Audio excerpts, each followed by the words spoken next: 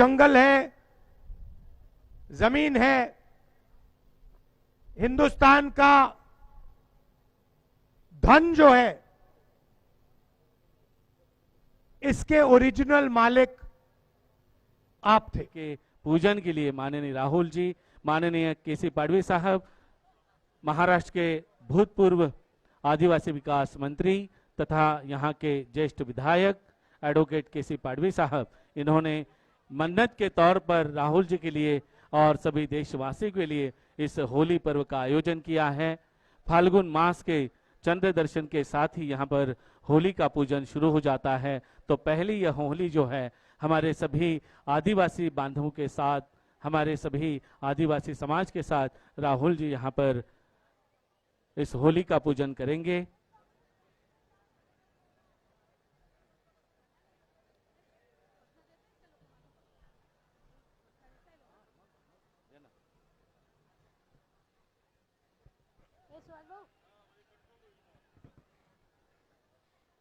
राहुल गांधीजी आता मैदानात पोहोचलेले आहेत। आपण जरा सगळेजण, कालच महाशिवरात्र झाली आहे, जरा देवमोगरा मातेच्या नावानं जोरदार असा आपण सगळेजण आवाज देऊया। बोला देवमोगरा माता की। आवाज किती जोरात आला पाहिजे। बोला या मोगी देवमोगरा माता की। बोला या मोगरी देवरा माता की। राहुल गांधी आप आगे बढ़ो। जरा हात वर करून ताकद सांगा। या भूमीनं इंदिरा गांधींना ताकद दिली आहे, सोनिया गांधींना ताकद दिलेली आहे। त्यामुळे आपण जरा जोरदार याच्यामध्ये स्वागत करूया। आपण होळी महोत्सव करणार आहोत। होलिका माता की। होलिका माता की। बोला बिरसा मुंडा की। बोला तंट्या मामा की। बोला खाजा नाइक की। बोला राहुल गांधी आप आगे बढ़ो।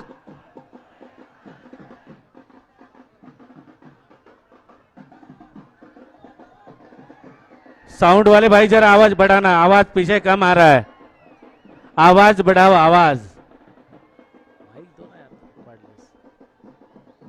कॉर्डलेस दो ना यार, कॉर्डलेस दो ना यार, कॉर्डलेस दो ना तुम क्या, अरे कॉर्डलेस दो। हाँ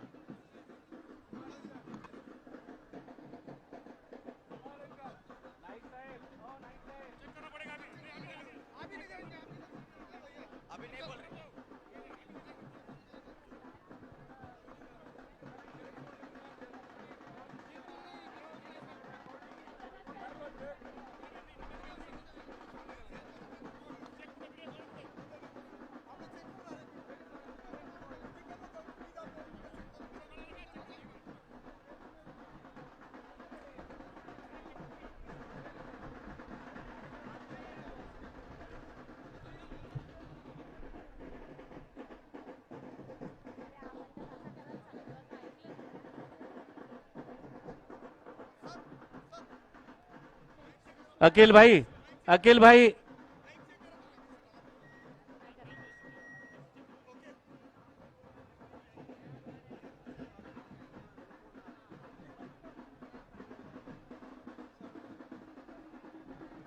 हम सभी के बीच राहुल जी फिर अपनी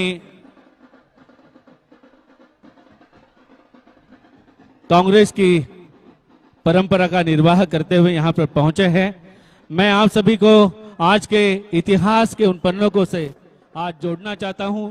12 मार्च 1930 को साबरमती के संत राष्ट्रपिता महात्मा गांधी, इन्होंने दांडी मात्रा का आगाज किया था, दांडी मार्च का आगाज किया था। आज ही के दिन दांडी मात्रा भी शुरू हुई थी, जो लगभग 40 दिन यहां पर चली और इससे अंग्रेजों को हमारे इस देश से निकल जाने के लिए कांग्रेस ने ये दिन तय किया था। आइए आज फिर उसी इतिहास को दोहराते हुए राहुल जी यहां पर आए हैं और हम सभी के बीच आदिवासियों के पवित्रतम उत्सव होली माता का पूजन यहां पर हो रहा है। कहा जाता है कि होली के सामने हम जो भी शपथ लेते हैं उस शपथ का अलग ही महत्व होता है और हमें उन शब्दों के साथ जुड़े रहना होता है। तो आइए आज हम सभी लोग होली माता का पूजन करके शपथबद्ध होते हैं हमारे आदिवासियों के लिए, इस क्षेत्र के लिए, इस महाराष्ट्र के लिए और हमारे देश के लिए हम दायित्व के साथ जुड़े रहेंगे।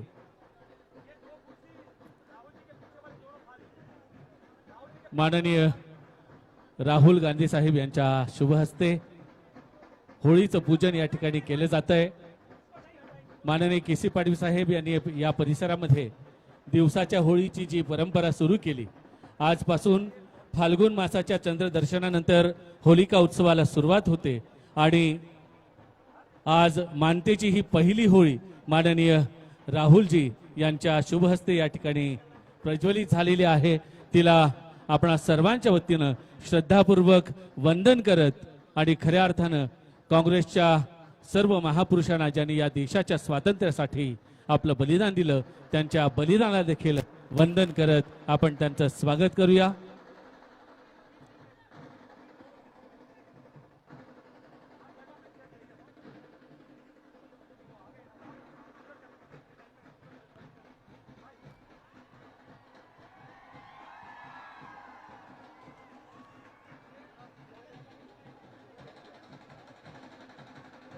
माननीय राहुलजी यांचं मंचावर आगमन होत आहे।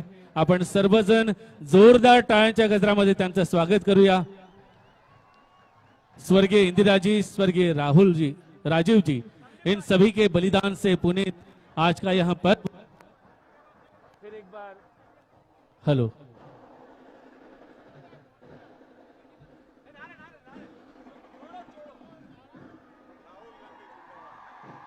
आइए ना लालजी भाई, लालजी भाई, लालजी भाई आइए।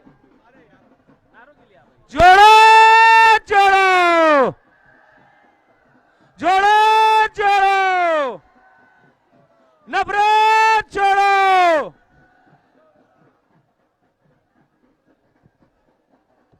आप सभी से मैं विनती करता हूं आप अपनी जगह बैठ जाए। ये फिर एक बार गांधी परिवार और आदिवासियों के प्रति जो उनका प्रेम और सम्मान रह चुका है उस परंपरा का निर्वाह करते हुए सम्मानीय राहुल जी हम सभी के बीच यहाँ पर उपस्थित हुए हैं। नंदुरबार लोकसभा में नंदुरबार क्षेत्र जो है वह प्रतिनिधित्व करता है। यहाँ से हमारे चुनाव का पहला प्रतिनिधि, पहला मतदान हमारे क्षेत्र से आता है तथा महाराष्ट्र के सभागृह के लिए भी अक्कलकुआं से पहला मतदान होता है।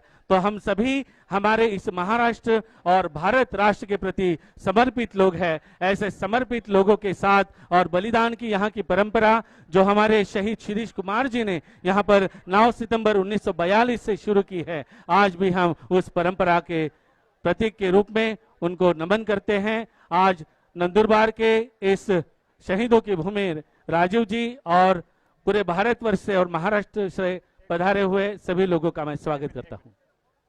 अरे ओली वाला बोलिए ते भी रुका जा। आम राहुल गांधी साहेब आवणार होये, ओली तो रुका जा आवणार होये। तुम ते नाशास को बारता माझा हा आणि ओली पेटाडी ती पाहिली हे और मैं ओली पेटाडते तोडी लोक जो राहुल गांधी साहेब आवणार होये आणि म्हणून जे पाही होय ते मोठा पाही ते रोते ने जाऊं जो वे नाचणारे नाशास को है 5 मिनिटा काम आम्हा स्टेज ओपो होये तो पूरं को इतना मुतीवले हावता म्हणून शांत होळी पेटवली गेली। आता परत त्याचा दांडा तोडायला राहुलजी साहेब तिथे जातील। पहिले एक कार्यक्रम सेरेमनीचा जो कार्यक्रम आहे 5 मिनिटाचा तो आता अनाउन्स होईल। गुजरातचे नेते राज्याच्या नेत्यांना, महाराष्ट्राच्या नेत्यांना जो काही ध्वज हस्तांतरण आहे तो आता केला जाईल। तो केल्यानंतर परत आम्ही मैदानामध्ये जाऊ ही विनंती आहे। कांग्रेस की परंपरा और कांग्रेस का प्रतीक सम्मान का ध्वज हस्तांतरण का यहाँ पर जो कार्यक्रम है हम सम्मान के साथ उसको यहाँ पर करने जा रहे हैं। गुजरात सेवा दल के अध्यक्ष प्रगति आहिर यहाँ पर गुजरात प्रदेश कांग्रेस कमेटी के अध्यक्ष शक्ति सिंह गोहिल तथा विपक्ष नेता सीएलपी अमित जी चावड़ा इनको कांग्रेस का ध्वज सम्मान के साथ हस्तांतरित करेंगे। मैं मंच से यहाँ पर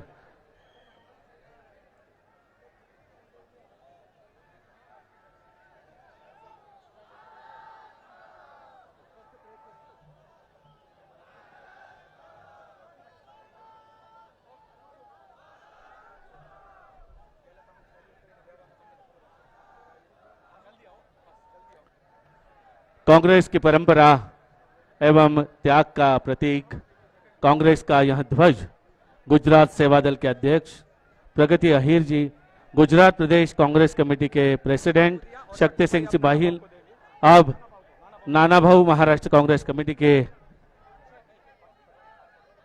अध्यक्ष तथा विपक्ष नेता नाना भाऊ तथा बाला साहब जी को हस्तांतरित किया जा रहा है और उनके हाथों से महाराष्ट्र कांग्रेस सेवा दल के अध्यक्ष विलासराव जी अवताड़े इन्हें यहां कांग्रेस का ध्वज सुपुर्द किया जा रहा है। जोरदार तालियों के साथ आप इस पवित्रतम और सम्मान के कार्यक्रम में शामिल हो जाए।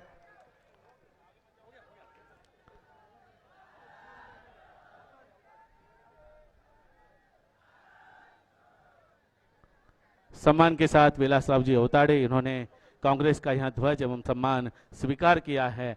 मैं आप सभी को धन्यवाद देता हूं तथा आज के इस प्रोग्राम के साथ हमारे इस मंच पर यहाँ मोगी माता जो हो इस परिसर की देवता है उन्हें नमन करते हुए साथ ही में भगवान बिरसा मुंडा जननायक जिन्होंने सबसे पहले हमारी इस आदिवासी चेतना को यहाँ पर मुखरित किया था अंग्रेजों के खिलाफ, दुश्मनों के खिलाफ, और उसके आगे चलते हुए 9 सितंबर 1942 में हमारे शहीद शिरीष कुमार और उनके सभी 5 साथियों ने हमारी स्वतंत्रता के लिए समर्पित किया। ऐसे सभी बलिदान करने वाले इन सभी महापुरुष और महामाताओं को नमन करते हुए मैं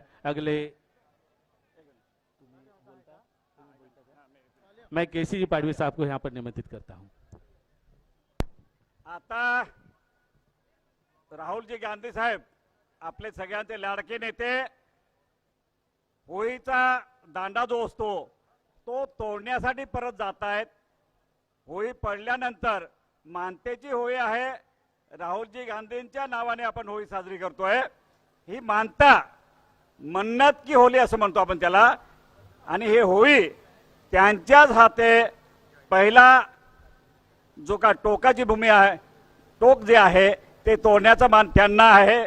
आणि याच्या पाठीमागे भूमिका अशी आहे की या देशामध्ये शांतता नांदावी, चांगला कारभार व्हावा आणि आदिवासींच्या परंपरेप्रमाणे काल चंद्र दिसल्यानंतर मुलांची होळी साजरी केली जाते, मानतेची होळी साजरी केली जाते। आदिवासींमध्ये 1 महिना होळी साजरी केली जाते आणि ही पहिली होळी ती राहुलजी गांधींच्या हस्ते तिचा दांडा तोडला जाईल आणि या देशामध्ये शांतता नांदावी, पूर्ण देशाचं आरोग्य चांगलं राहावं, पूर्ण देशात शांतता राहावी, देशाची प्रगती व्हावी म्हणून ही होळी त्यांनी 3 फेरे मारलेत। आता होळी पडल्यानंतर पहिला दांडा तोडण्यासाठी त्यांना तो मान दिला जाईल। त्यांना कापता आलं तर ठीक, पण ते धाऱ्या त्याच्यावर ठेवतील आणि ठेवून देतील आणि नमस्कार करतील आणि मग स्थानिक कोणतरी हे करेल। दुसरा दांडा मी तोडेन, मलाही तोडता आला नाही तर नशीब आमचं चांगलं नाही असं होईल, मी दुसऱ्याला कोणाला तरी देईन। परंतु ही पारंपरिक होळी आणि एक आदिवासींच्या पद्धतीने राहुलजी देवमोगराला जाणार होते, टायमाचं इलेक्शनचं पिरियड आहे, जाऊ शकले नाही आणि म्हणून आदिवासींची जी होळी आहे ही होळी इथे साजरी केली जाते। मी आपल्या बांधवांना विनंती करेन, आपाही डाया बोठा धारी होदीत मेघजा राहुलजी गांधी साहेब आवे है आणि तो पेल्लू सिगू तोड़नार होइए तुम ठावकास बोहित रोजा आणि कापालीमा को हा आवे है ए तो को है।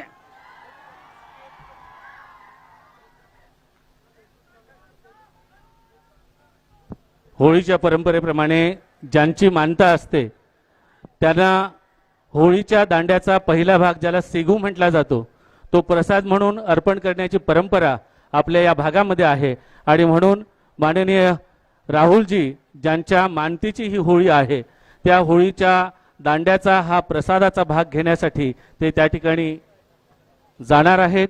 तत्पूर्वी आपल्या या मंचावर उपस्थित महाराष्ट्र आणि त्यासोबतच देशभरातून आलेल्या सर्व काँग्रेस कमिटीच्या सर्व ज्येष्ठ नेत्यांच्या वतीनं मी त्यांचं स्वागत करतो। नंदुरबारच्या सर्व जनतेच्या वतीनं हमारी परंपरा यह कांग्रेस की परंपरा रह चुकी है और स्वर्गीय इंदिरा जी, स्वर्गीय राजीव जी, इनके बलिदान का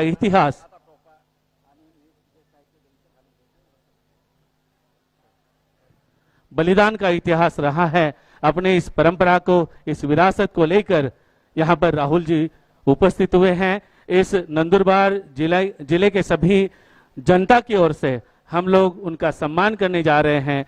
यहाँ पर होली में जिसकी मन्नत होती है उसे मोरों के पीस का यहाँ मुकुट दिया जाता है और उसे मोरख्या कहा जाता है। यह सम्मान राहुल जी आप स्वीकार करें।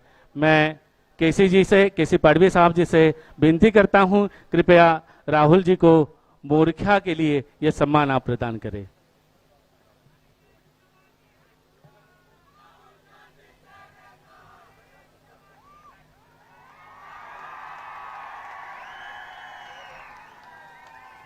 मोरख्या होणं ही होळीच्या दृष्टीमध्ये अत्यंत महत्त्वाची अशी गोष्ट आहे आणि आज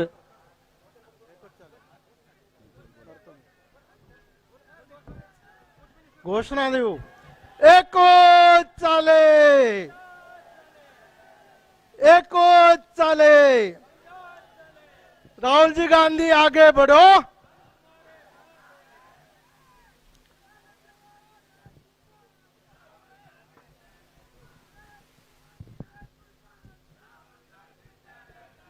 आपण सगळ्यांनी हात वर करून म्हटलं पाहिजे एकच चाले। आवाज किती जोरात झाला पाहिजे माझ्यापेक्षा। एकच चाले। राहुल गांधी आप आगे बढ़ो,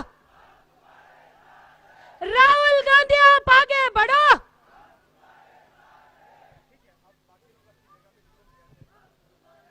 आदिवासींच्या परंपरेप्रमाणे चांदीचे सर्व जे अलंकार आहेत ते अलंकार या ठिकाणी त्यांना भेट केले जात आहेत।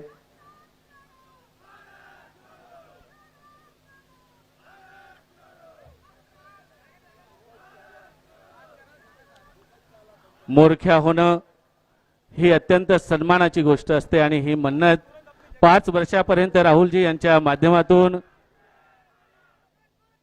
ही होळी जी आहे ही होळी पेटवली जाईल। यानंतर मी माननीय केसी पाडवी साहेब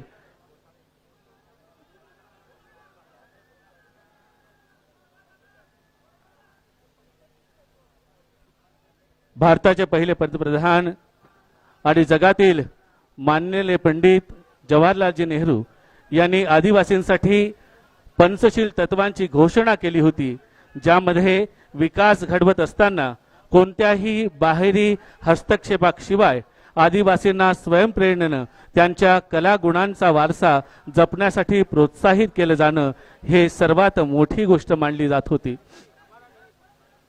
यासोबत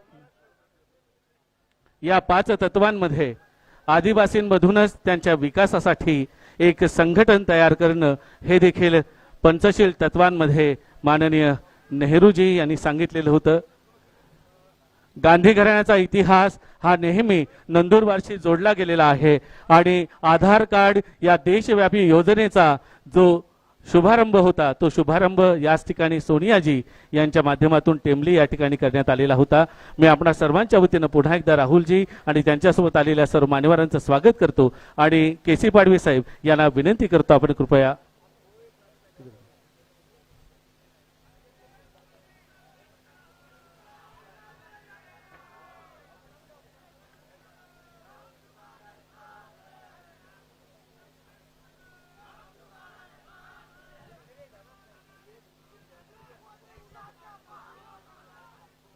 5 मिनिटासाठी आपल्या होळीची मान्यता आणि त्याचा प्रसाद घेण्यासाठी राहुलजी आणि त्यांच्या समवेत मान्यवर नेतेगण या ठिकाणी होळीच्या पूजनाच्या ठिकाणी जात आहेत.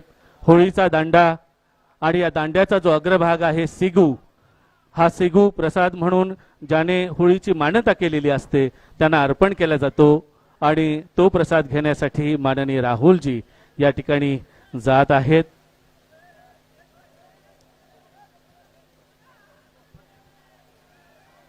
कृपया आपणा सर्वांना विनंती आहे त्यांना सहकार्य करायचं आहे.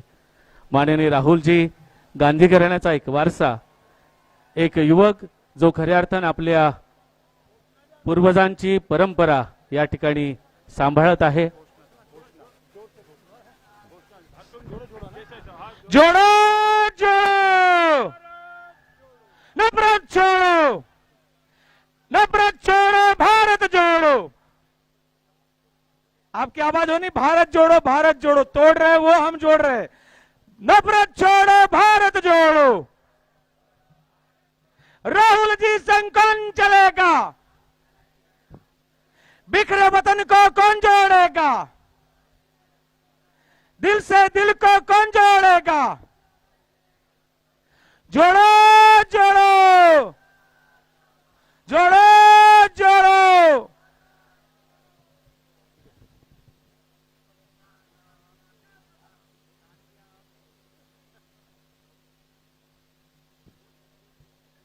होळी हा अत्यंत पवित्र असा सण जो आदिवासी बांधवांच्या दृष्टीने महत्वाचा आहे. मानवी संस्कृतीचा इतिहास म्हणतो की माणसाच्या जीवनात अग्नी निर्माण झाला आणि त्याचं आयुष्य बदललं. सर्वच धर्मांमध्ये अग्नीला अत्यंत पवित्र मानलं जातं, मात्र सर्वात पवित्र मानतो तो आदिवासी.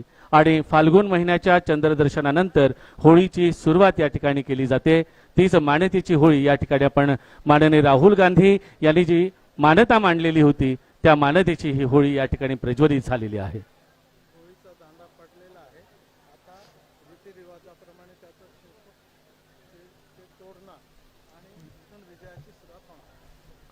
होळीचा दांडा पडलेला आहे आणि त्याचा पहिला भाग अर्थात सिगू, हा सिगू जो आहे तो राहुलजींना प्रसाद म्हणून अर्पण केला जाणार आहे. त्यानंतरचा दुसरा भाग माननीय माजी मंत्री, ज्येष्ठ विधिज्ञ आणि ज्येष्ठ आमदार केसी पाडवी साहेब यांना आयोजक म्हणून या ठिकाणी प्रदान केला गेलेला आहे. आणि इथून खऱ्या अर्थानं विजयाचा पर्वाला सुरुवात होणार आहे. ही होळी खऱ्या अर्थानं तुम्हा सर्वांना प्रेरित करते. होळीच्या समोर घेतलेली शपथ आणि या शपथेशी आपल्याला प्रामाणिक राहावं लागतं, म्हणून सर्वजण आज या ठिकाणी शपथबद्ध होत आहेत. आम्ही या देशाच्या विकासात आणि महाराष्ट्राच्या विकासासाठी आम्ही कटिबद्ध आहोत. हाच संदेश या होळीच्या पूजनानं या ठिकाणी दिला गेलेला आहे. माननीय राहुलजी आणि सर्व मान्यवर यांचं मंचाकडे आगमन होत आहे.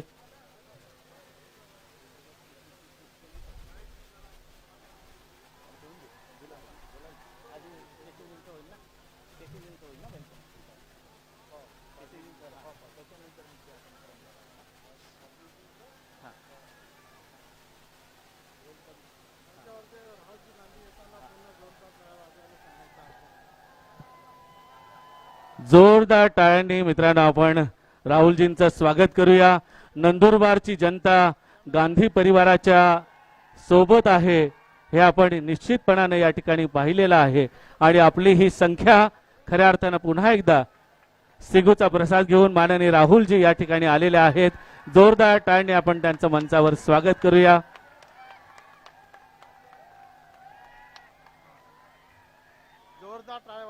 जोरदार टाळणे आपण राहुलजींना धन्यवाद देऊया.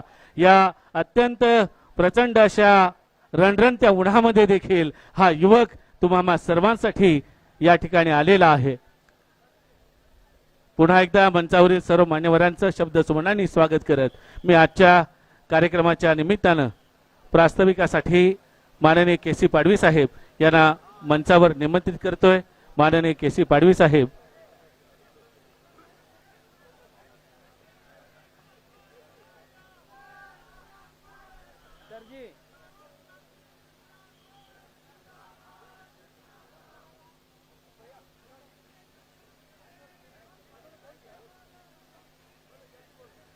जोरदार टाळ्याने आपण माननीय केसी पाडवी साहेब यांचं स्वागत करूया.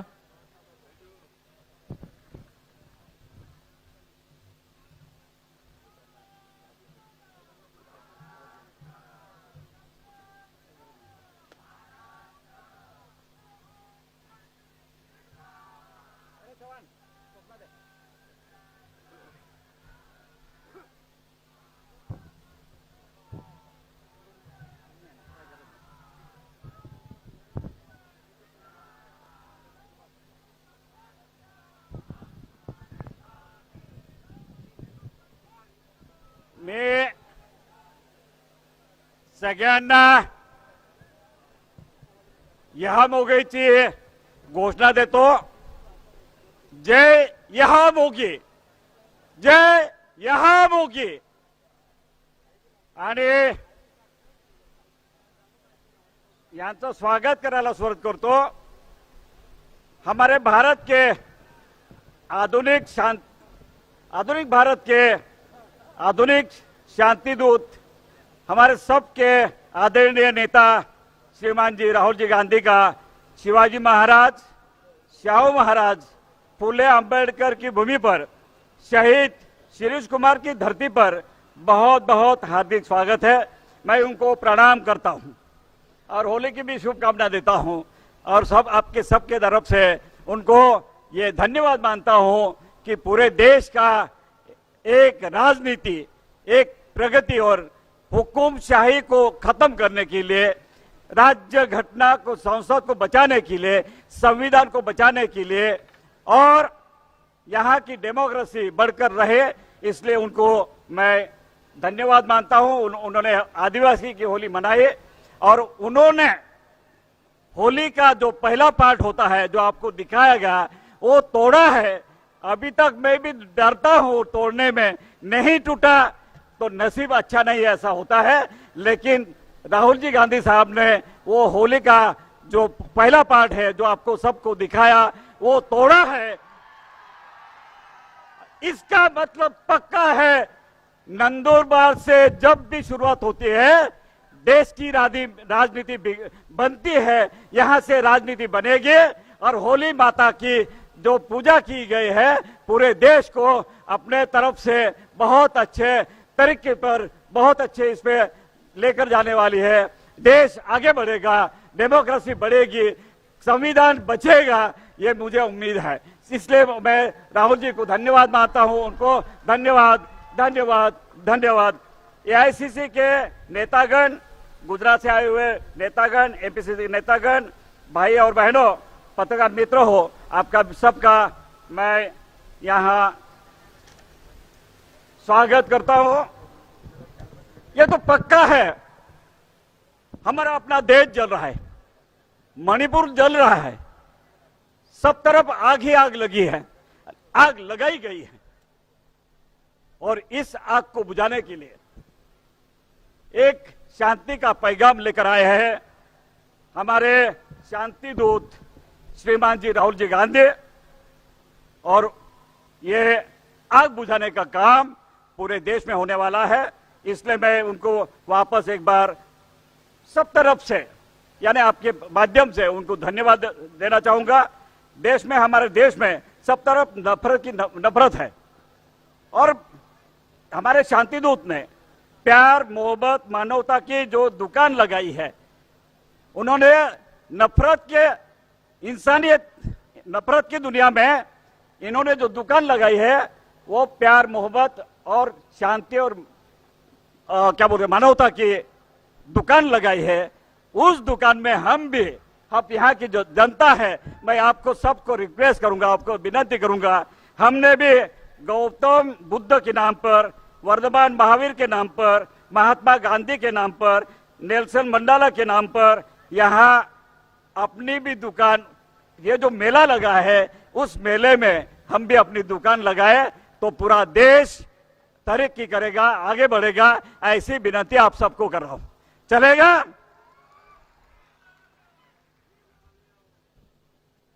सर, हमारे जैसे ओबीसी है, आदिवासी है, दलित है, आप सोशल न्याय, सामाजिक न्याय की बात करते हैं.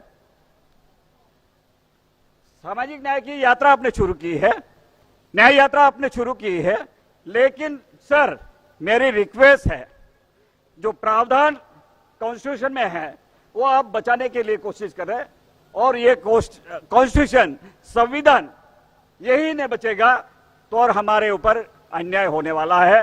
वो न्याय की यात्रा आप कर रहे हैं, और हमारे लिए ये जो संविधान है ये आधुनिक भगवत गीता ऐसे हम मानते हैं। जो संविधान है ये हमारा एक आधुनिक भगवत गीता है। ये इस भगवत गीता को संभालने के लिए आपने बहुत बड़ा योगदान दिया है, बहुत बड़ी लड़ाई लड़ रहे हैं आप, इसलिए आपको धन्यवाद मानता हूं, बहुत बहुत शुक्रिया। और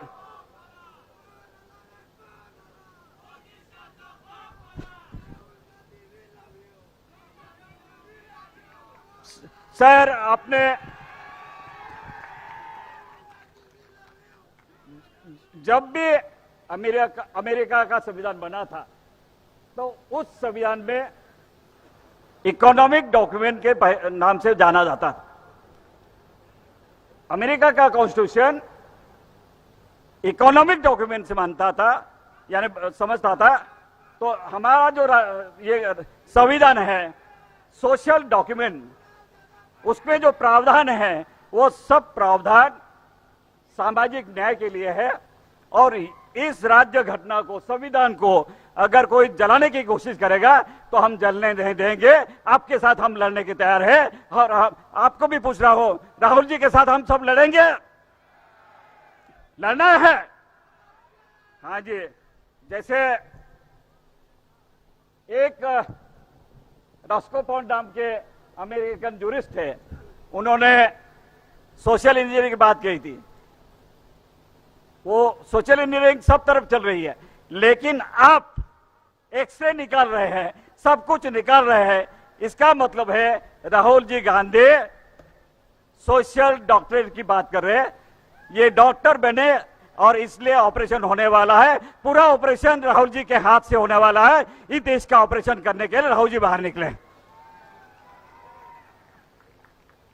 और मैं ज्यादा वक्त नहीं लूंगा, लेकिन मैंने आपको पंचशील तत्व का एक नेहरू जी ने जो हमारे आदिवासी के लिए जब राष्ट्र बना था, तब फुजी नाम का एक नॉर्थ ईस्ट का नेफा का नेता था। वो नेता ट्राइबल का अलग से नेशन बनाने की कोशिश कर रहा था, राष्ट्र बनाने की कोशिश कर रहा था। तब नेहरू ने सोचा था, नेहरू जी ट्राइबल बेल्ट में चले गए, 7 दिन वहां रहे, और 7 दिनों में उनको लगा कि ये आदिवासी अलग है, उनकी कल्चर अलग है, संस्कृति अलग है, इनका विकास करने का तरीका अलग है। वो आपने पढ़ा ही, और इसका प्रावधान जो है इसमें दिया है। तब से वो पंचशील तत्व के नाम से जाना जाता है। वो आपको मेटल में भी देने वाला हूं, आपको वो दिखाने के दिया। और मुझे जो जानकारी है, 5 ईयर स्पैन था नेहरू जी का, तो 537 करोड़ था, सिर्फ 537 करोड़ का था। उसमें 17 करोड़ 91 लाख रुपए सिर्फ ट्राइबल का आए थे। पहले देश को खड़े करने के लिए नेहरू जी के पास कितनी पूंजी थी? 537 करोड़। और एससी के लिए 21 करोड़ 40 लाख था। अभी के इसमें मैं देखता हूं आज के गवर्नमेंट में फकीर भी 16 लाख करोड़ का मालिक बन सकता है। कितने का? 16 लाख करोड़ का फकीर आदमी मालिक बनता है आज के देश में। वो मुझे पता नहीं, लेकिन 16 लाख करोड़ का वो जो आदमी है वो फकीर है, इतना मुझे पता है। मेरी रिक्वेस्ट रहेगी सर, तेलंगाना, आंध्र, कर्नाटक और आंध्र प्रदेश, इसमें हमारे लिए कानून बना है। हाँ, कानून बना है बजट के बारे में। वो अगर कानून केंद्र में बनता है, स्टेट में बनाने की कोशिश मैं कर रहा था, लेकिन पूरे देश में इसका अगर कानून बन जाता है तो हमारे लिए बहुत अच्छा कानून बनेगा। उसमें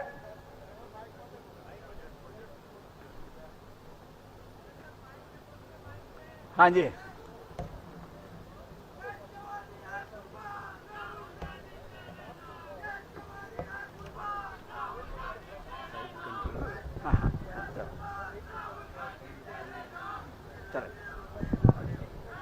हाँ, दो सेकंड।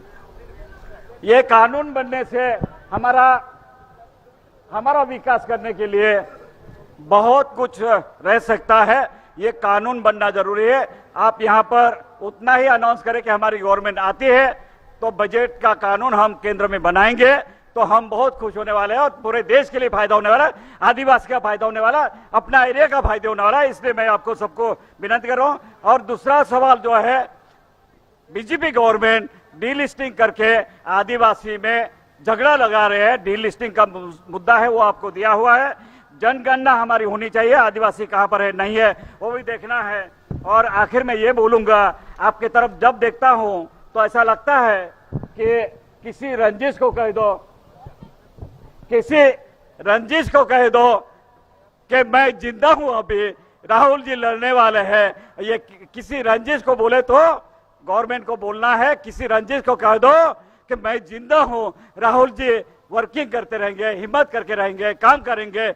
ये योद्धा है, योद्धा के साथ हमें लड़ना है। इतना ही कहूंगा और अब हम सब उनके साथ हैं।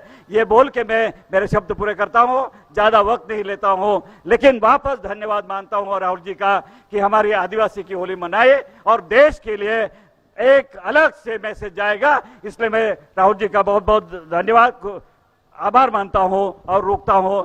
जय आदिवासी, जय भारत। धन्यवाद साहेब. यानंतर मी आपणा सर्वांच्या समवेत माननीय बाळासाहेबजी थोरात यांना विनंती करतो, आपण कृपया आपला मनोगत व्यक्त करावं.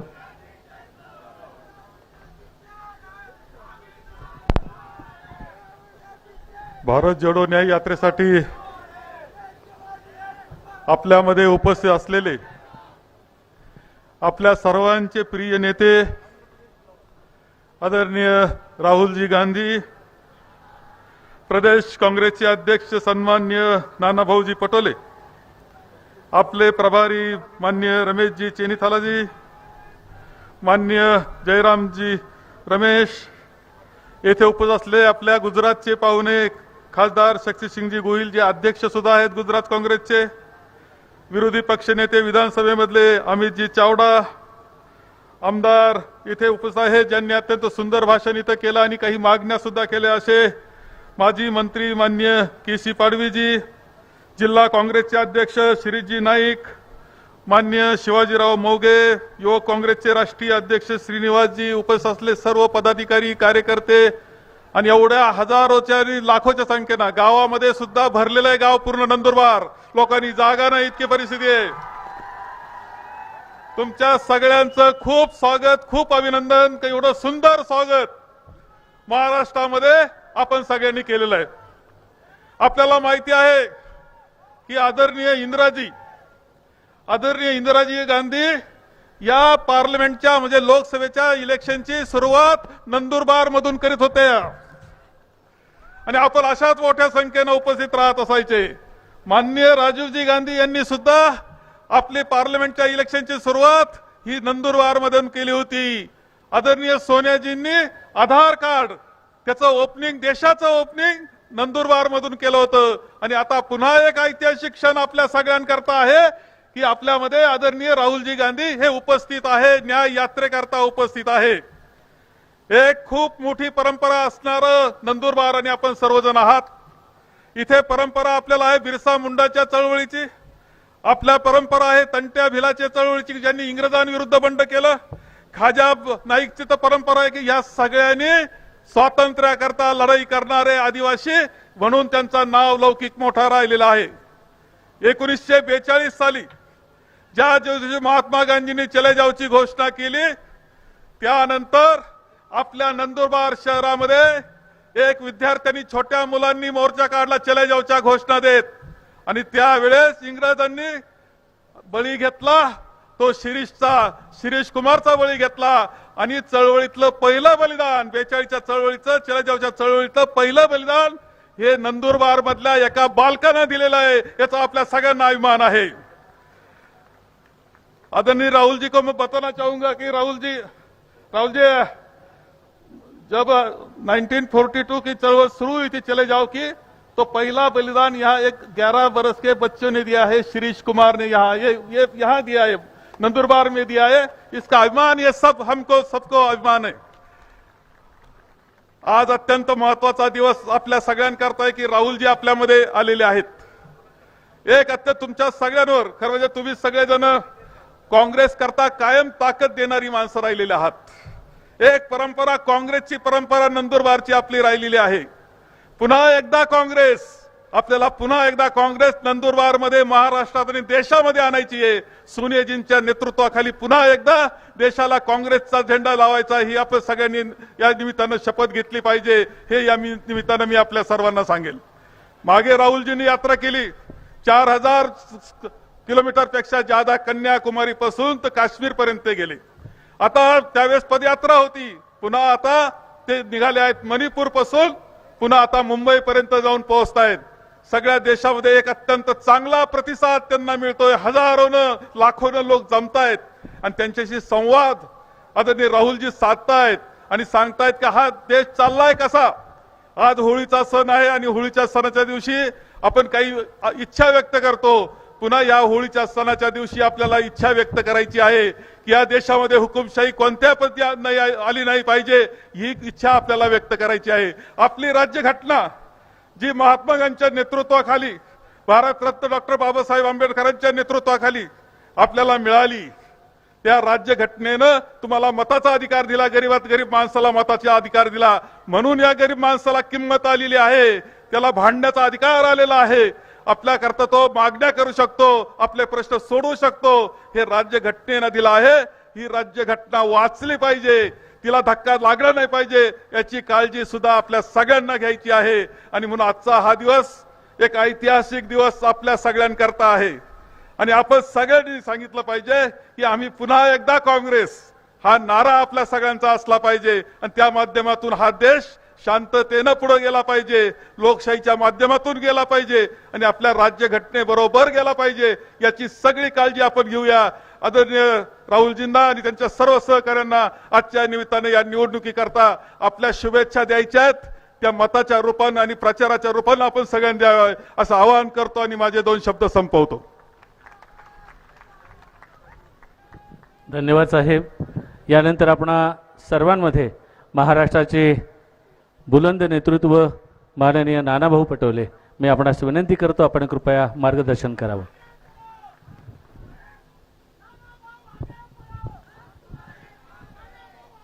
राहुल जी आगे बढ़ो,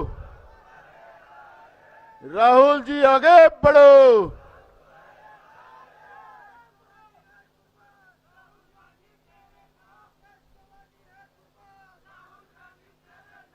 मैं सबसे पहले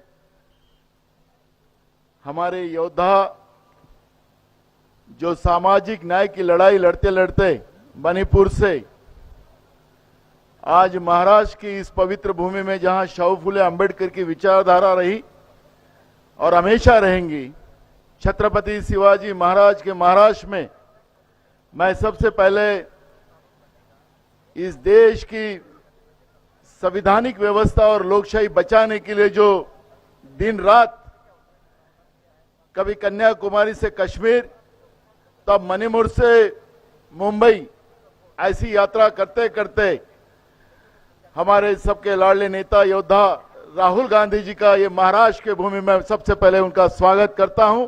तालियों से आप उनका स्वागत करिए।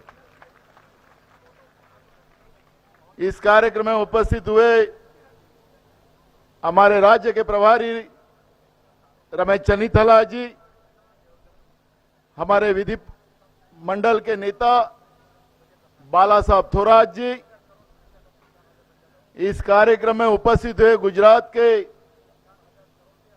कांग्रेस के अध्यक्ष शक्ति सिंह गोयल जी, वहां के हमारे अपोजिशन लीडर अमित चावला जी, हमारे इस यात्रा का जो मार्गदर्शन हम सबको करते हैं, जो जिनके तरफ मीडिया का जो मुखिया है वो हमारे कैप्टन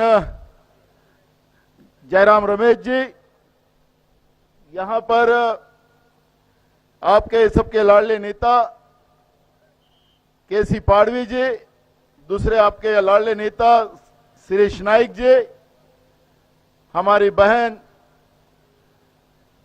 प्रतिभा शिंदे जी, हमारी युवाओं की नेतृत्व, महिला की नेतृत्व करने वाली हमारी प्रदेश की कार्याध्यक्षा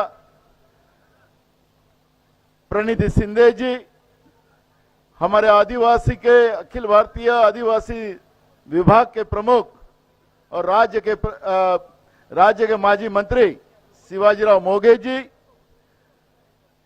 यहां पर उपस्थित हुए सभी मंच पे बैठे हुए सभी फ्रंटल ऑर्गेनाइजेशन के राज्य के प्रमुख, सेल के प्रमुख, हमारे सांसद चंद्रकांत जी हंडोरे, सभी मंच पर बैठे हुए साथी और बड़े पैमाने में यहां पर आई हुए हमारी माता बहना, हमारे बुजुर्ग, हमारे युवा साथी और पत्रकार बंधु, मैं शुरुआत में यही कहूंगा कि आज का दिन 12 मार्च है और उस समय अंग्रेज के विरोध में, उनके अत्याचारी व्यवस्था के विरोध में आज ही के दिन महात्मा गांधी ने दांडी यात्रा शुरू की थी। और यह ऐतिहासिक पल है कि ऐसे ही इस पल में राहुल गांधी जी हमारे छत्रपति शिवाजी महाराज के भूमि में आए, जो देश को बर्बाद करने वाली व्यवस्था जो सत्ता में बैठी है, जो हमारे संविधान को खत्म करना चाहती है, हमारे लोकतांत्रिक व्यवस्था को खत्म करना चाहती है, आदिवासी को वनवासी बनाकर उनकी संस्कृति खत्म करना चाहती है, हमारी महिलाओं को, मणिपुर में तो आपने देखा है कि हमारी महिलाओं को उनको जलाया जाता, जिंदा जलाया जाता, उनकी इज्जत लूटी जाती है। केंद्र में बैठी हुई सरकार और मणिपुर में बैठी हुई बीजेपी की सरकार वो आंखों में पट्टी बांधकर वहां देख रही है। देश के प्रधानमंत्री तो कुछ बोलने को तैयार नहीं है। महिलाओं पे अत्याचार कैसा किया जाता है, महिलाओं का सम्मान हमेशा हमारे देश ने किया है, लेकिन ये अत्याचारी व्यवस्था जो देश में बैठी है उसका जवाब उनसे लेने के लिए राहुल गांधी जी पार्लियामेंट में हो या सड़क पे हो, वो लड़ाई लड़ते हैं। महाभारत में भी और रामायण में भी दो बातें अपने को आपको सबके सामने आती है। रामायण में सीता जी का अपमान किया गया, महाभारत में द्रौपदी जी का अपमान किया गया।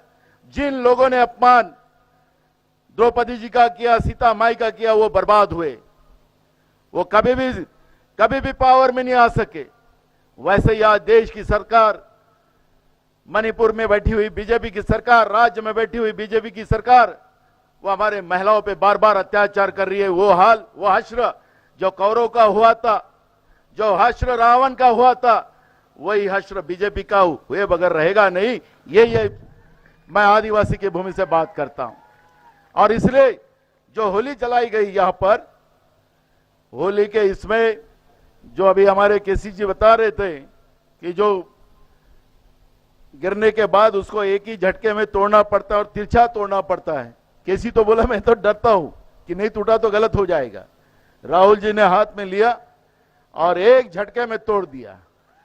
तो इसका मतलब है कि देश में इंडिया अलायंस की सरकार राहुल जी के नेतृत्व में अब बनने जा रही है, इसमें कोई दो मत नहीं है।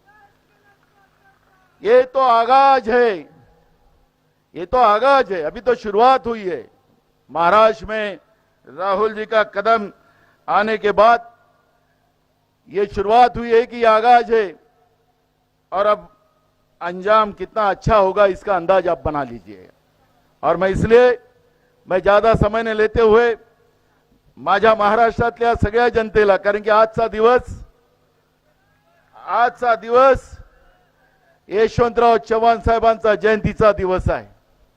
म्हणजे इतकं चांगला योगायोग आमचे योद्धा राहुल गांधीजी आमच्या महाराष्ट्रात आल्यानंतर ज्यांनी या राज्याचं मंगल कलश ज्यांनी ठेवलं, त्या यशवंतराव चव्हाण साहेबांची जयंतीचा दिवस आजचा आहे। आणि अशा या चांगल्या दिवशी महाराष्ट्र सुरक्षित करण्यासाठी महाराष्ट्रातल्या ओबीसी असेल, आदिवासी असेल, शेड्यूल कास्ट असेल, अल्पसंख्याक असेल, शोषित पीडित समाज असेल, त्यांना न्याय देण्यासाठी तुमच्या पाठीशी राहुल गांधी उभे आहेत हे सांगण्यासाठी या महाराष्ट्राच्या भूमीमध्ये राहुल गांधीजी आज आलेले आहेत.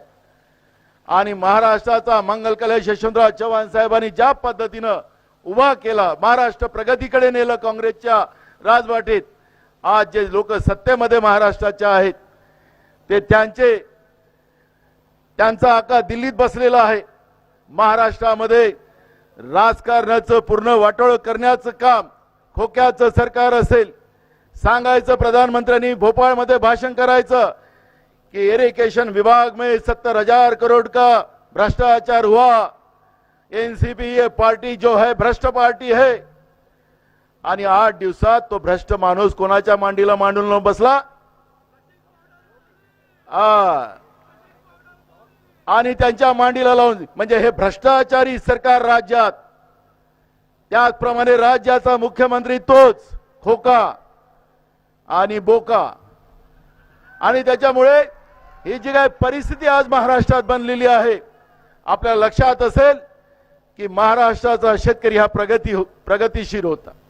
महाराष्ट्र में राहुल जी, मैं आपको बताना चाहता हूं कि सबसे ज्यादा महाराष्ट्र में किसानों की आत्महत्या आज हो रही है केंद्र की गलत नीतियों का वजह, और राज्य की ये जो सरकार है किसानों के साथ नहीं है, किसान आत्महत्या करे ये व्यवस्था महाराष्ट्र में बना के रखी है. और ये किसान विरोधी सरकार केंद्र की हो, नरेंद्र मोदी की सरकार हो, या राज्य की भाजपा प्रणीत सरकार हो, ये किसान विरोधी है. बेरोजगारों को तो बेहाल है. जैसे भी आपको मैं राहुल जी कहना चाहूंगा कि आप यूपी में भी थे. यूपी में जैसे व्यापन घोटाला जैसे पेपर लीक करने की जो मामला है वो महाराष्ट्र में भी है. यहां पर हमारे पढ़े हुए लड़के लड़कियां, उनके माँ बाप बड़े परिश्रम से अपने बच्चों को पढ़ाया, नौकरी लगेंगी, लेकिन यहां पे जब ऑनलाइन 1000 रुपया देना पड़ता है, एक पेपर का 1000 रुपया, और जाके जब वो परीक्षा केंद्र में जाते हैं तो परीक्षा केंद्र में भी गैया जहां पे बांधते हैं वहां पर परीक्षा केंद्र होते हैं. महाराष्ट्र में, महाराष्ट्र जैसे प्रगत राज्य को इनने व्यापक घोटाले से ज्यादा बड़ा घोटाला ये महाराष्ट्र में किया. हमारे युवाओं के परिश्रम को एक प्रकार को उनको खत्म करने का काम ये राज्य के बीजेपी प्रणीत सरकार ने किया है. ना युवा हमारे यहाँ पे खुश है, ना किसान खुश है. महंगाई के मारे तो सब लोग बर्बाद हो चुके हैं. और ऐसे समय में आपसे उम्मीद हमारी सबकी है कि आपके नेतृत्व में देश की सरकार बने, और जो अत्याचारी व्यवस्था देश में बनी हुई है इस सरकार को हमेशा के लिए सत्ता के बाहर करने के लिए आपके साथ यह आए हुए लोग यहाँ पे खड़े हैं. और मैं इसलिए आप लोगों का बड़े तहे दिल से स्वागत करता हूं. ये बड़े धूप में आप राहुल जी को आशीर्वाद देने यहां पर आए. जिस प्रामाणिकता से, समर्पण से राहुल गांधी जी मणिपुर से, मैं खुद मणिपुर गया था जब यात्रा की शुरुआत हुई. मणिपुर में वहां तो कई बातें सुनने मिलती है, आंखों से आंसू बहने शुरू हो जाते, लेकिन राज्य की सरकार और केंद्र की सरकार को उसकी चिंता नहीं. हर दिन एक महिलाओं को चौक में ऐसा फांसी लगाया जाता है, उसको निवस्त्र किया जाता है. सरकार कुछ नहीं बोलती वहां ना. मणिपुर में वो भी आदिवासी महिला है. तो ऐसे समय में पूरे देश में तबाही बचा के रखी है बीजेपी ने, और उससे बचाने का काम, हम सब लोगों को बचाने का काम सिर्फ राहुल गांधी जी कर सकते. और वो, क्योंकि मैं आप लोगों को, बीजेपी वाले कहते हैं बार बार राहुल जी को कि ये पदयात्रा से क्या होगा. मैं आपको बताना चाहता हूं कि भगवान श्री राम भी हो, वो भी वनवास में 14 साल थे, उनको भी पैदल ही चलना पड़ा था. तथागत गौतम बुद्ध भी हो, उनको भी पूरे देश में भ्रमण करते समय में पैदल ही घूमना पड़ा. हमारे जो साधु संत है, नकली नहीं, नकली भी आजकल भगवा कपड़ा पहन ले तो वो साधु बन जाता है. रावण भी वैसा था, एक थोड़ी देर के लिए भगवा पहना था.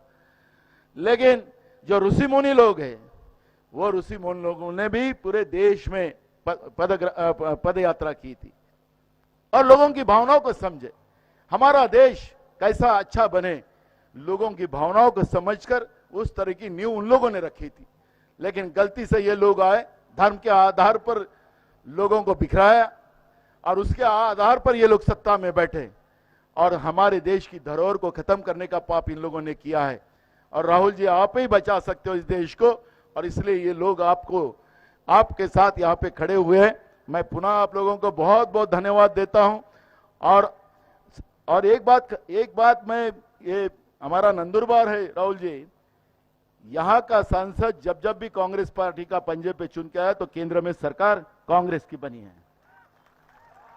और मैं आपसे वादा करता हूं राहुल जी, मैं करूं वादा राहुल जी से, कांग्रेस का सांसद यहां से चुन के देंगे ना आप, तो राहुल जी यहां का सांसद कांग्रेस का चुन के जाने के बाद केंद्र में सरकार भी कांग्रेस और इंडिया अलायंस की बनेगी। मैं आपसे अभी से वादा करता हूं।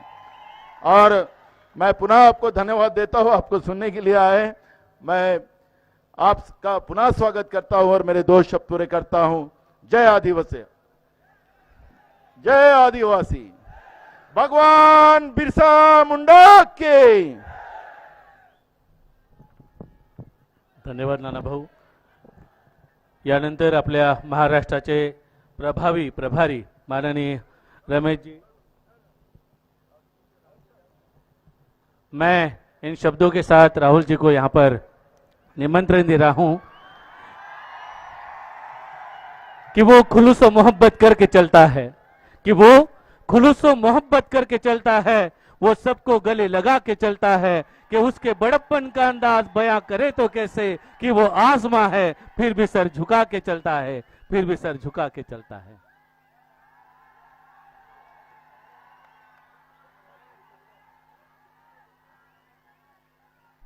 चेनेथाला जी, नाना पटोले जी, थोराट जी, शक्ति सिंह गोहिल जी, अमित चावड़ा जी, जयराम रमेश जी, चंद्रकांत हंडोरे जी, प्रणिति शिंदे जी, शिवाजी राव मोगे जी, केसी पाडवी जी, श्रीश नायक जी, बीवी श्रीनिवास जी, स्टेज पे कांग्रेस पार्टी के वरिष्ठ नेता, भाई और बहनों, हमारे प्यारे कार्यकर्ता, आप सबका यहां बहुत बहुत स्वागत, नमस्कार।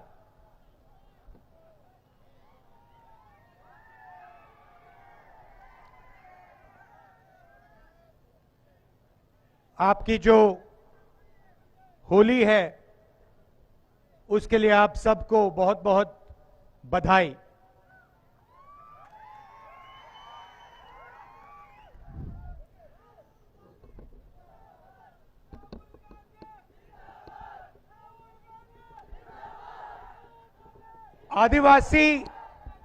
आदिवासी और वनवासी शब्द में फर्क आप लोग जानते हैं?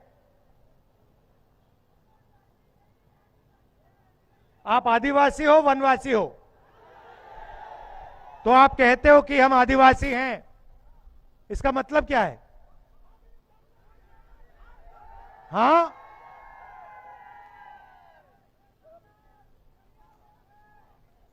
बताइए मतलब क्या है इसका?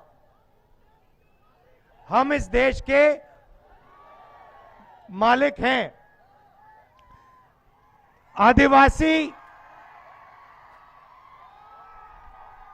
आदिवासी शब्द का मतलब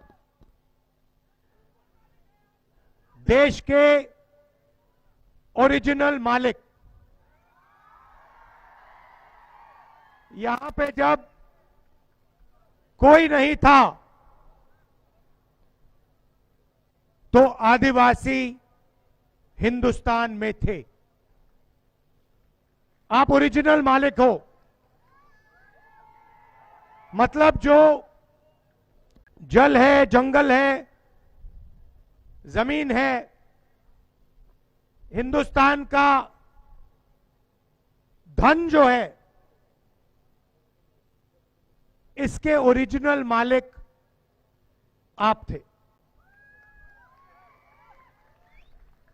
वनवासी का मतलब वो लोग जो जंगल में रहते हैं। वनवासी और आदिवासी में फर्क यह है कि आदिवासी शब्द के साथ जमीन, जल और जंगल का अधिकार जुड़ा हुआ है। वनवासी शब्द में कोई अधिकार नहीं है। इसीलिए बीजेपी आपको वनवासी कहती है और हम आपको आदिवासी कहते हैं।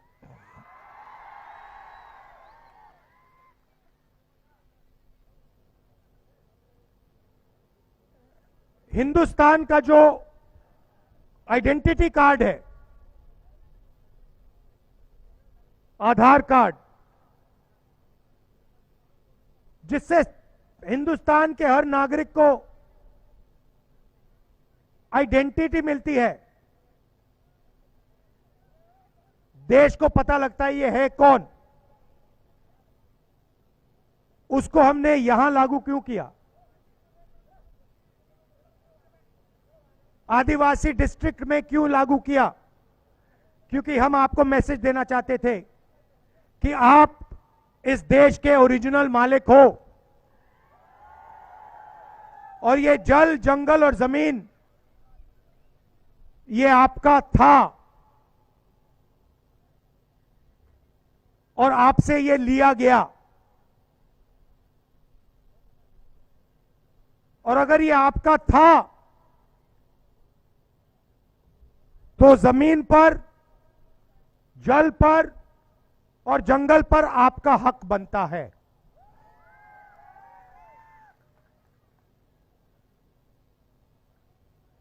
वनवासी का मतलब एक बार हिंदुस्तान में जंगल खत्म हो जाए तो फिर आदिवासी कहीं के नहीं रहेंगे। बीजेपी आपसे कहती है आप वनवासी हो, कहती है ना, और फिर जंगल को, वन को खत्म करती रहती है, अदानी को देती जाती है। आस्ते आस्ते सारा का सारा जल, जंगल, जमीन जो है वो अदानी जैसे अरबपतियों को चला जाएगा और फिर बीजेपी आपको कहेगी भैया आप वनवासी हो, वन तो रहा ही नहीं, तो अब जाके सड़क पे आप लोग भीख मांगो, मजदूरी करो। देश आपका नहीं है। आप जानते हो नरेंद्र मोदी जी ने हिंदुस्तान के सबसे बड़े 20-25 अरबपतियों का कितना कर्जा माफ किया है? आप जानते हो? कोई बता सकता है मुझे? बोलो बोलो ना।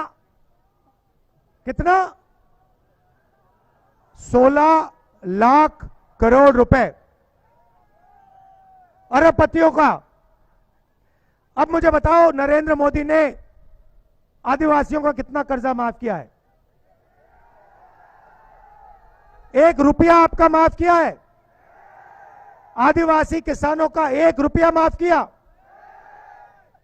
मजदूरों का 1 रुपया माफ किया?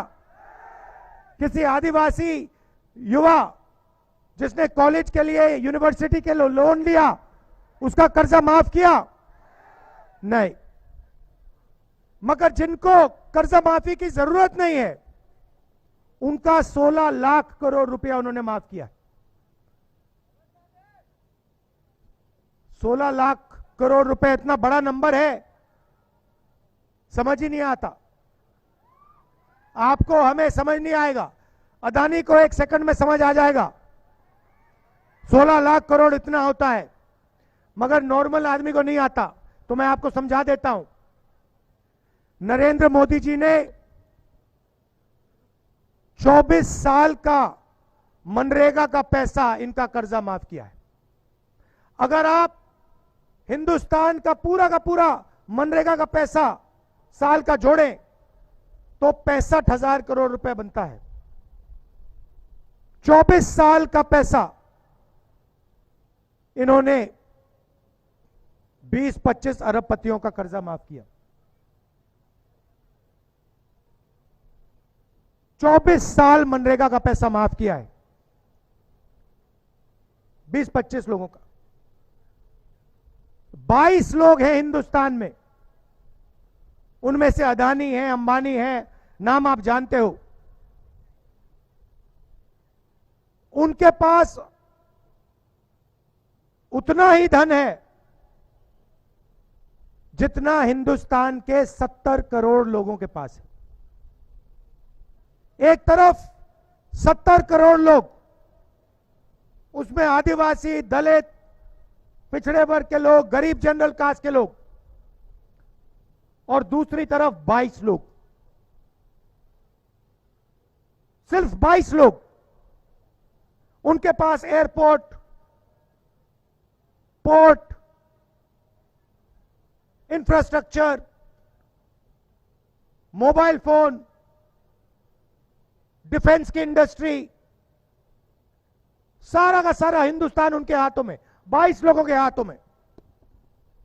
उनका कर्जा माफ होता है, सब कुछ उनके लिए किया जाता है, और बाकी हिंदुस्तान देखता रहता है। देश में आदिवासियों की आबादी कितनी है बताओ?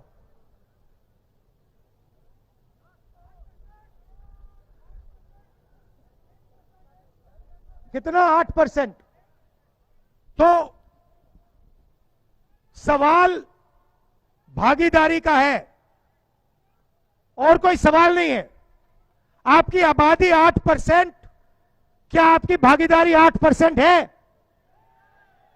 मैं आपको बताता हूं आपकी भागीदारी के बारे में। ये मीडिया वाले बैठे हैं, कैमरा लिए।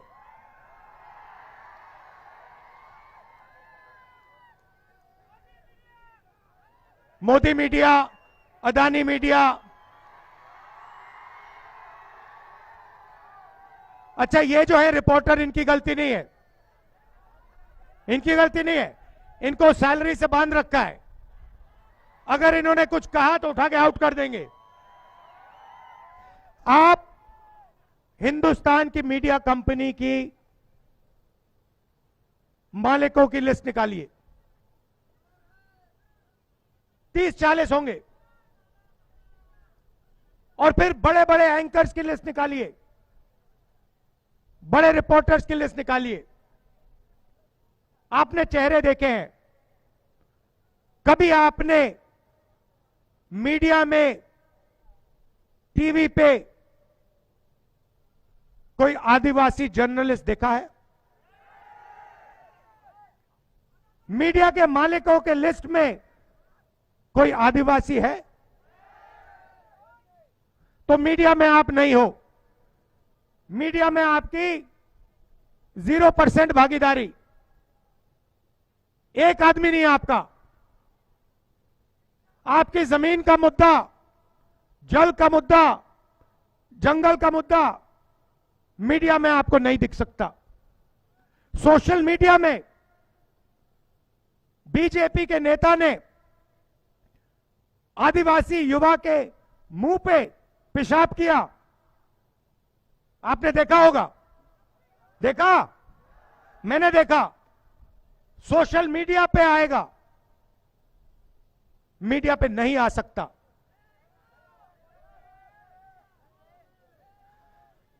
ठीक है, आप कहोगे भैया मीडिया में हम नहीं चाहते भागीदारी। मैं कहता हूं होनी चाहिए। शायद आप कहो नहीं, हमें नहीं चाहिए। चाहिए नहीं चाहिए? चाहिए। तो ठीक है, मीडिया से हटकर बात करते हैं। हिंदुस्तान की 200 सबसे बड़ी कंपनियों में उनकी मालिकों की लिस्ट निकालो, उनकी सीनियर मैनेजमेंट की लिस्ट निकालो, उसमें आदिवासी कितने? एक नहीं है आपका। ना किसी बड़ी कंपनी में ना सीनियर मैनेजमेंट में,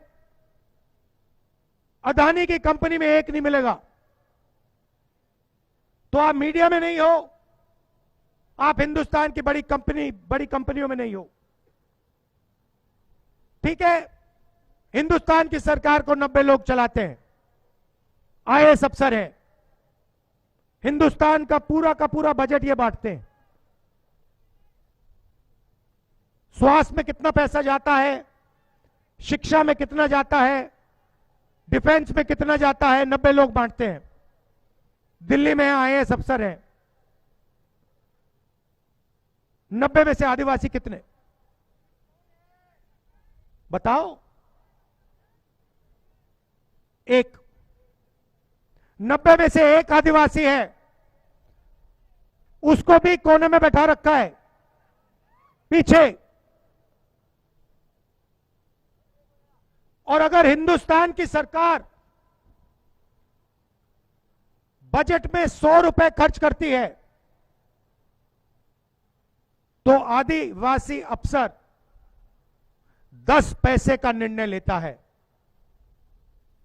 आपकी आबादी 8%, आपकी भागीदारी 100 रुपए में से 10 पैसे। आपका ट्राइबल प्लान उठा के ले गए, दलितों का प्लान उठा के ले गए,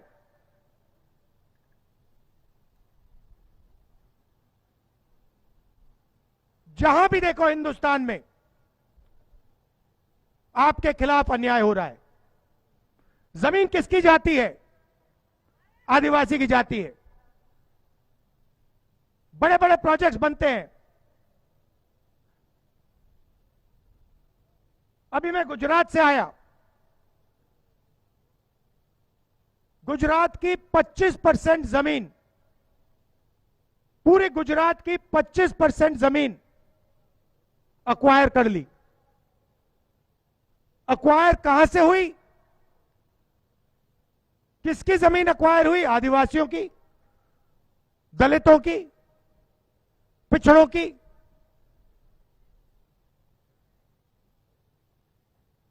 जहां भी देखो अक्वायर होगी तो आदिवासी की जमीन जाएगी, पानी जाएगा तो आदिवासी का पानी जाएगा, जल जाएगा तो आपका जल जाएगा, जंगल जाएगा तो आपका जाएगा, जमीन जाएगी तो आपकी जाएगी।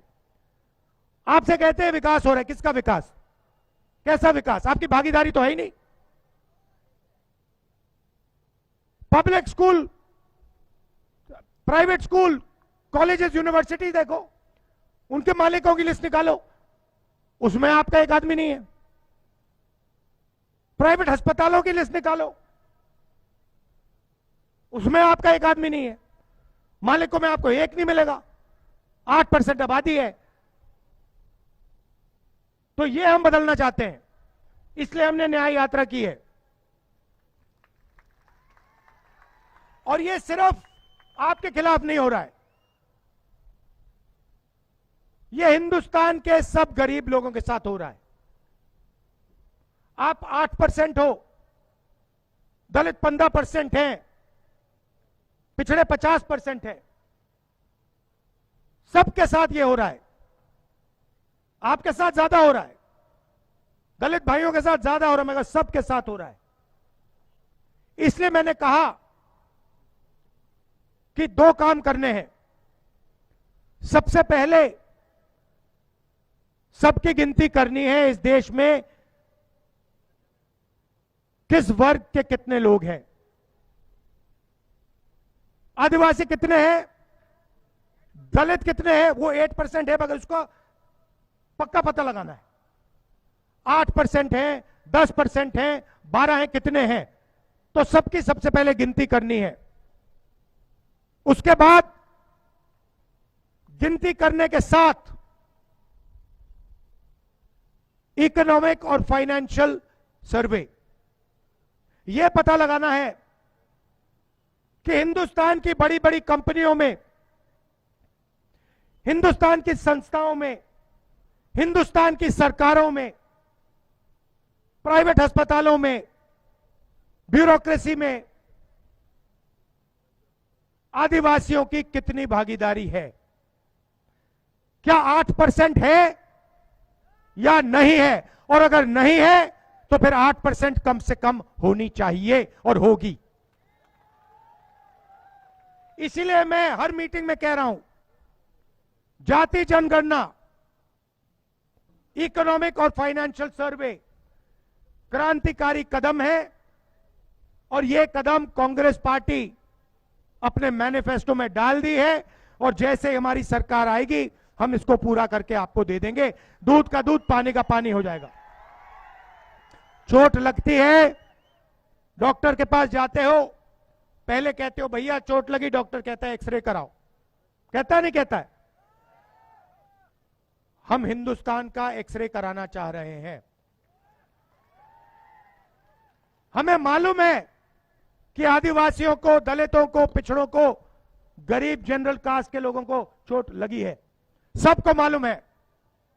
अब पता लगाना है कितनी चोट लगी है और किसको लगी है। एक्सरे कराना है, एमआरआई कराना है। यही है जाति जनगणना, इकोनॉमिक सर्वे, फाइनेंशियल सर्वे, इंस्टीट्यूशनल सर्वे। दूसरा वायदा हमने किया, किसानों को लीगल एमएसपी, कानूनी एमएसपी, कम से कम दाम गारंटी करके कांग्रेस पार्टी हिंदुस्तान के किसानों को देने जा रही है।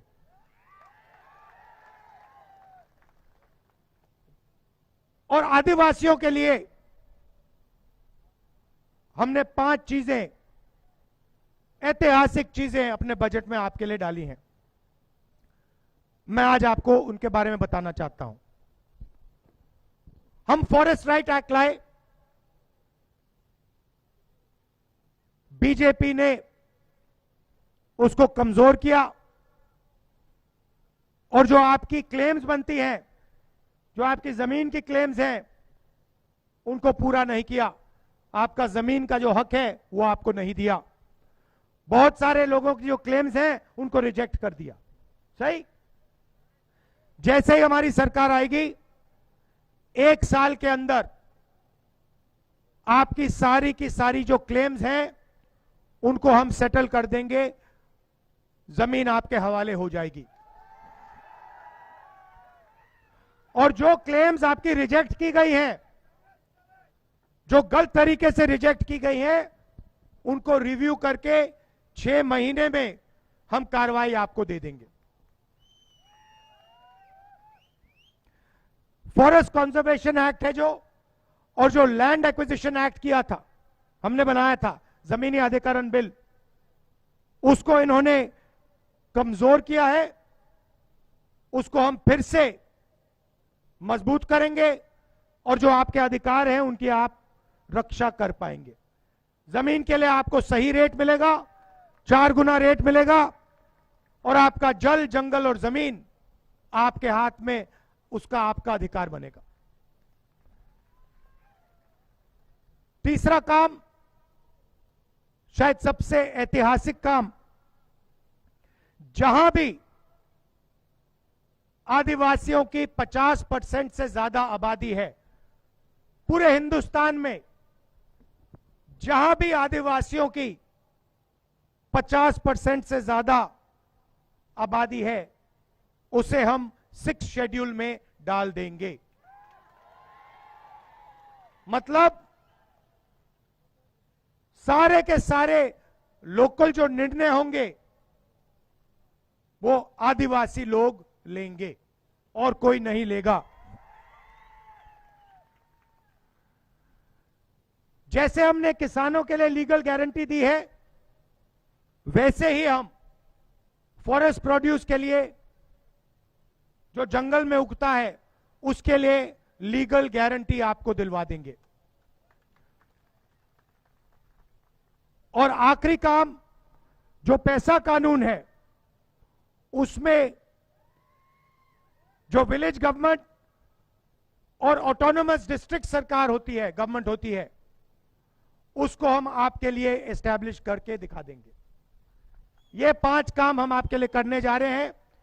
आखिरी बात जो आपने यहां बोली, जो ट्राइबल सब प्लान दलित सब प्लान की बात है, जो कानून आंध्र में बनाया गया है, जिससे उस पैसे की रक्षा होती है आपके लिए, और वो आपके लिए ही प्रयोग किया जा सकता है। और अगर प्रयोग नहीं होगा, अगले साल भी वो पैसा आपका होगा, वो भी हम दिल्ली में कानून बना देंगे। मगर सबसे बड़ा मुद्दा भागीदारी का है, और हम उसको छोड़ने वाले नहीं हैं। आपकी आबादी 8% है, आपका जल है, आपका जंगल है, आपकी जमीन है, उसकी रक्षा होगी, और जो आपका हक बनता है वो हम आपको दे के दिखाएंगे। आप सब दूर दूर से आए, एक बार फिर मैं आपको होली की बधाई देता हूं। नमस्कार, जय हिंद और धन्यवाद। जय आदिवासी, जय आदिवासी, जय आदिवासी। धन्यवाद राहुल जी। यानंतर मी माननीय आमदार श्रीजी नाईक यांना आभार प्रदर्शनासाठी या ठिकाणी निमंत्रित करतो। जय आदिवासी। भारत जोडो न्याय यात्रा निमित्ताने जे आपल्या नंदुरबार जिल्ह्यामध्ये आगमन झाले असे ह्या देशाचे काँग्रेस पक्षाचे नेते ज्यांनी आपल्याला आता संबोधित केले असे आदरणीय राहुलजी गांधी इथे नंदुरबार जिल्ह्यात आले, त्याबद्दल मी त्यांचा आभार मानतो। आणि सर्वच काँग्रेसचे वरिष्ठ नेते आदरणीय महाराष्ट्राचे प्रभारी आदरणीय रमेश चेन्निथल्ला साहेब, रेड्डी साहेब, इथे उपस्थित असलेले महाराष्ट्र प्रदेश काँग्रेस कमिटीचे अध्यक्ष आदरणीय नानाभाऊ पटेले, काँग्रेस पक्षाचे विरोध गटनेता आदरणीय बाळासाहेब थोरात, नंदुरबार जिल्ह्याचे आपले आदरणीय केसी पाडवी साहेब आणि महाराष्ट्रातून आलेले सर्वच पदाधिकारी, सन्माननीय आमदार महोदय आणि सर्वच व्यासपीठावर उपस्थित गुजरातमधून आलेले आदरणीय शक्तिसिंग साहेब, अमितभाई चावड़ा, આ બધાનો અહીંયા નંદુરબાર તમારો સ્વાગત છે। आणि सर्वच माझे नंदुरबार जिल्ह्यातून आणि धुळे जिल्ह्यातून आलेले सर्वच बंधू भगिनी मोठ्या संख्येने उपस्थित राहिल्या आणि राहुलजींचं मार्गदर्शन ऐकायला मोठ्या संख्येने उपस्थित राहिल्याबद्दल तुम्हा सर्वांचं मी मनापासून आभार मानतो। आदरणीय राहुलजी हे संपूर्ण भारतामध्ये मणिपूर पासून काल गुजरात पर्यंत आले आणि आज महाराष्ट्रामध्ये नंदुरबार जिल्ह्यामध्ये मोठ्या स्वागतामध्ये आपण आम्ही सर्वांनी केलं, त्याबद्दल सर्व बंधू भगिनींचं मोठ्या संख्येने उपस्थित राहिले त्याबद्दल मी नंदुरबार जिल्हा काँग्रेस कमिटीचे अध्यक्ष या नात्याने आभार मानतो। पुनश्च मी पत्रकार मीडिया ह्या सर्वांचा आभार मानतो आणि इथेच थांबतो आणि आजची सभा संपली असं मी संयोजकांच्या वतीने सांगू इच्छितो।